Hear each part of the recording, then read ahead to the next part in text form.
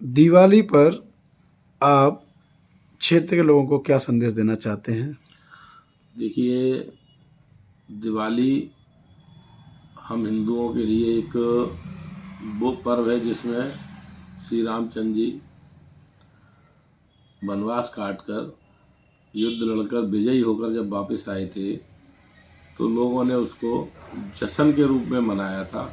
तब से ही हिंदू धर्म में दीपावली पर्व मनाया जाता है। तो ये हमारे लिए सबसे बड़ा खुशी का पर्व है कि असत्य पे सत्य की विजय हुई थी इस दिन।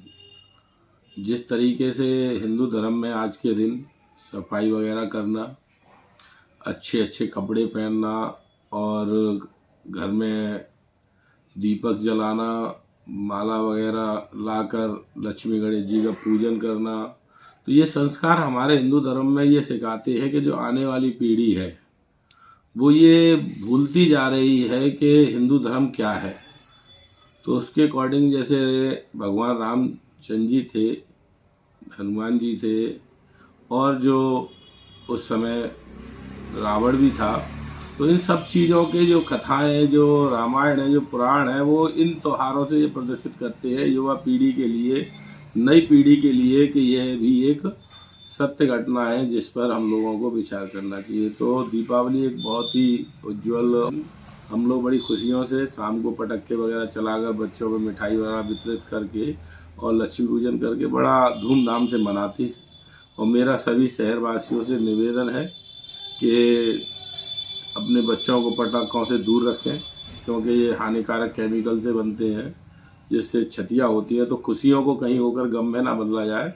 तो जब भी पटाखे चलाएं बच्चे, तो आप लोग उनके साथ खड़े रहें और कोशिश करें ज़्यादा से ज़्यादा पटाखे वो हों जिन पटाखों में बारूद और जो आवाज़ करने वाली ध्वनि है वो कम मात्रा में हो, जिससे कि उनके बच्चे नाजुक होते हैं, उनके कानों की पर्दों पर परेशानी ना हो और खुशी से आप इस पर्व को मनाएं।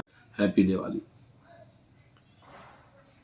और बात, जैसे एमपी में अभी चुनाव चल रहा है, आप जी पूर्व में विधायक का चुनाव लड़ चुके हैं, जी वही चुनाव 5 राज्यों में चल रहा है, जहां पर बीजेपी का एक ही एजेंडा निकल के सामने आ रहा है कि हम यूपी में भी राशन फ्री बांट रहे हैं।